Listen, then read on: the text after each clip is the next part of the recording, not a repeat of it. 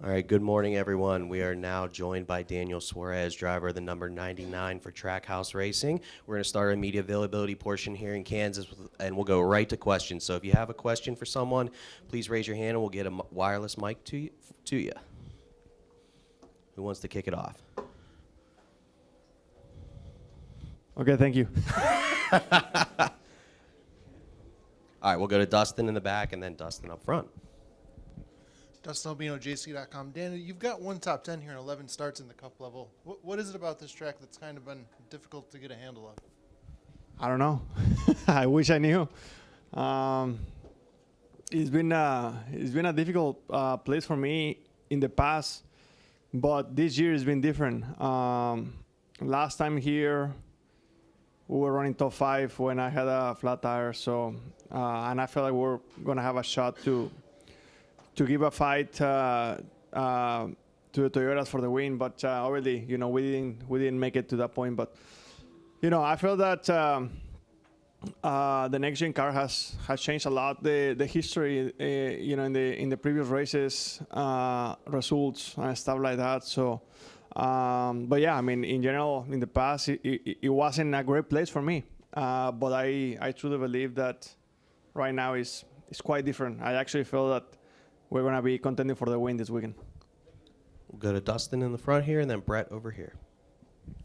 Dustin Long, NBC Sports. Obviously, with being a former champion, you've got postseason experience. But what's the experience so far been like, and what is it like, I guess, in essence, being on the bubble, or how do you avoid thinking about that aspect at this point?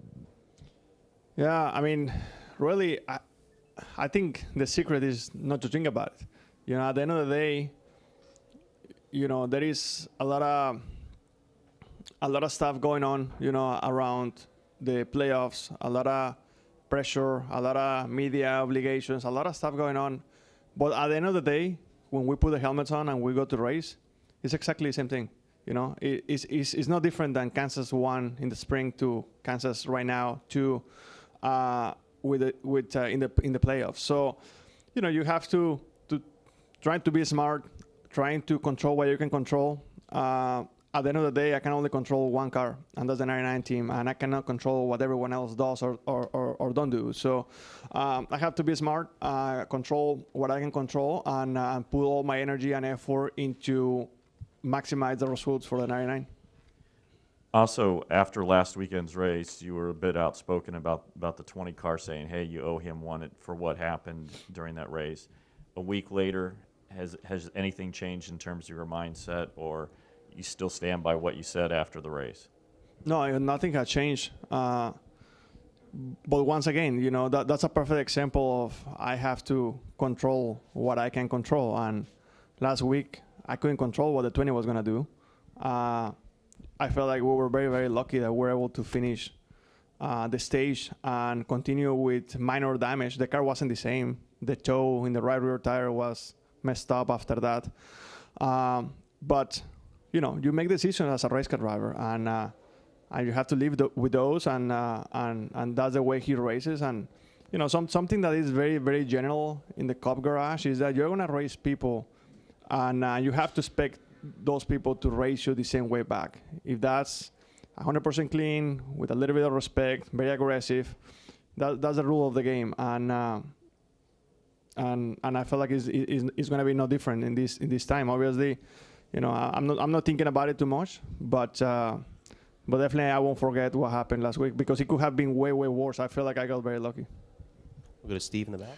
Daniel, Steve Post from Steve Post from MRN. You had a lot of speed at Darlington last week. I mean, a ton of speed. How does that transition? I mean, obviously different race car, specific car, but how does that transition to here at Kansas? Because there are similarities up against the fence, that sort of thing. How does that transition to here, carrying that speed to here, and your degree of optimism when you look at this race this weekend? I'm very excited, man. I feel that I don't think people, nobody pays attention to a 99 team like I do, or my team, But we've been extremely strong. I mean, Daytona, we were in the position to win it before the rain. Probably we should have won that race. in Darlington, whatever happened. But I made a mistake, and that cost us a lot. But we were in contention to fight for the win once again. And this weekend, honestly, is going to be no different. I think the 99 team right now is in a very, very good place. We're just continuing to get better. In the beginning of the year, we were a very, very young, new team, new people working together.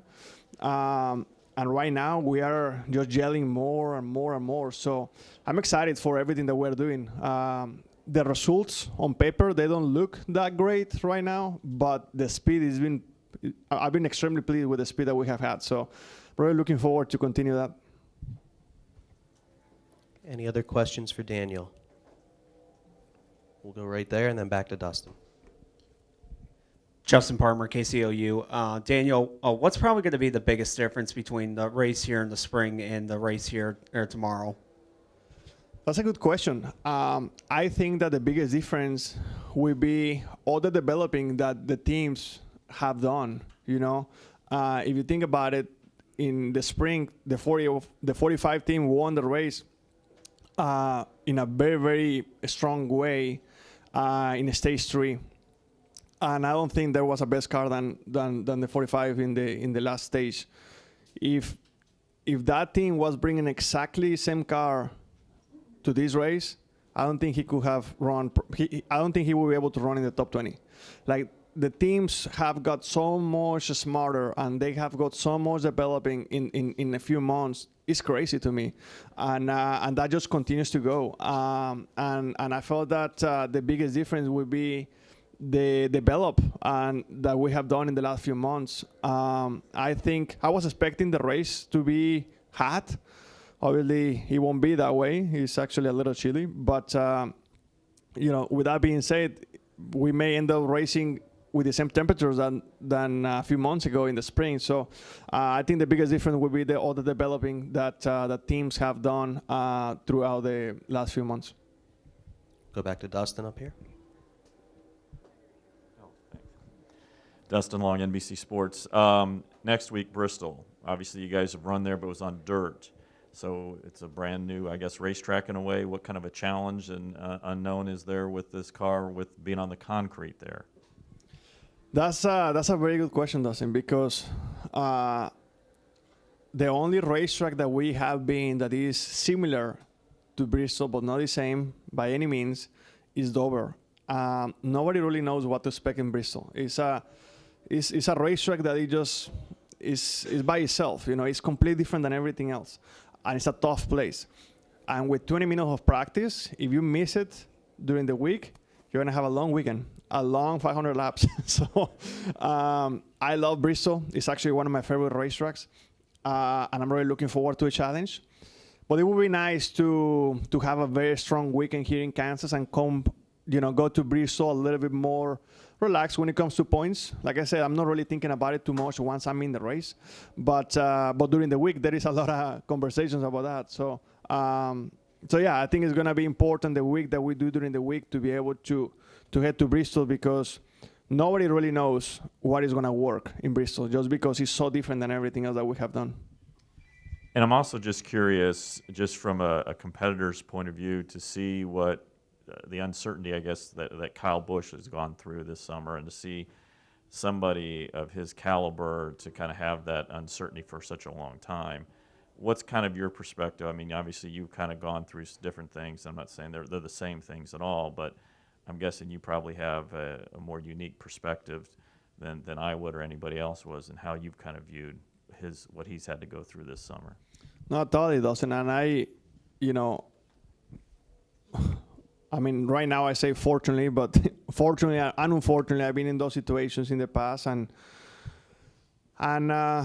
racing is to this level is very consuming. You have to work 24/7 to be competitive with your team, preparation, physically, mentally, looking to data, and when you are in these situations that you don't really know where you're gonna land for next year, team, contracts, discussions, all this kind of stuff, at the end of the day, in my mind, with my experience, were distractions. you know. And yeah, once you get to a race, you put the helmet on, you forget about everything else, and you get to drive. But everything else that happened during the week is not as good. The preparation, the meetings, all those things, you know, there is X amount of time a day that instead of, you have to put into all these discussions and negotiations and stuff that you are not putting into the competition. So it's never a good thing. And especially, you know, Kyle, he hasn't had that experience in many years. So, you know, it's definitely not the best, I would say, situations, but I guess, you know, you learn to deal with it, I guess. We'll go to Reed up here in the front. Reed Spencer with the NASCAR Wire. In the 2 mile-and-a-half races in May, Charlotte here, Toyotas were pretty dominant. 5 of the top 6 here, top 2, and 3 of the top 5 at Charlotte. What have you guys, since you haven't been on a mile-and-a-half since the Coke 600, what have you done to try to make up that gap, and have you been spending a lot of time on simulation? Do you remember who was the best car in the Coke 600? So yeah, I mean,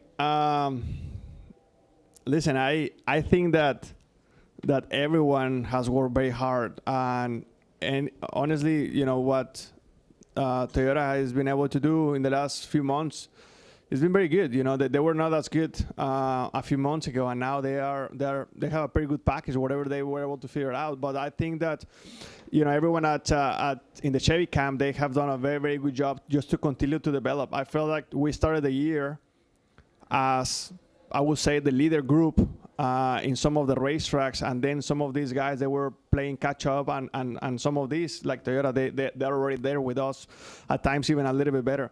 But I feel like we continue to get better. I think that in Darlington we show some pretty good speed. We show that we can fight with them. I personally, I felt that I was going to be able to give them a fight. It was going to be a track position race, but I don't feel like they were much better than me.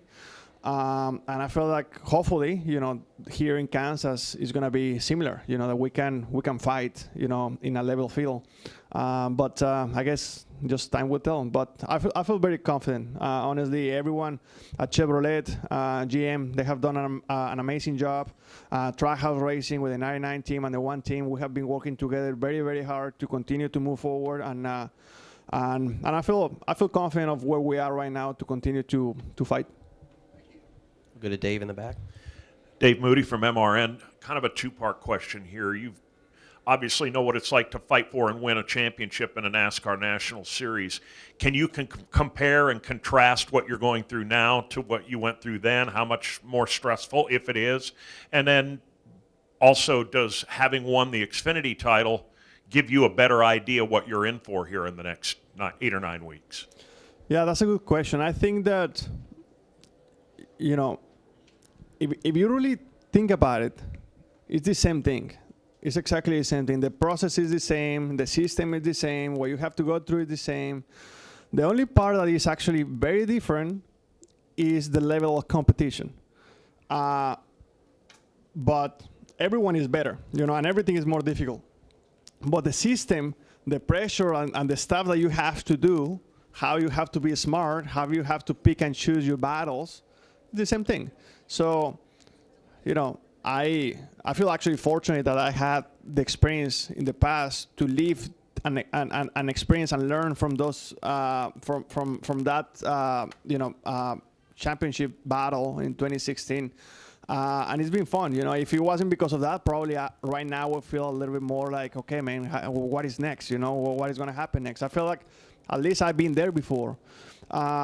But yeah, like I said, it's quite different when it comes to the competition. So really looking forward to continue to do what we've been doing.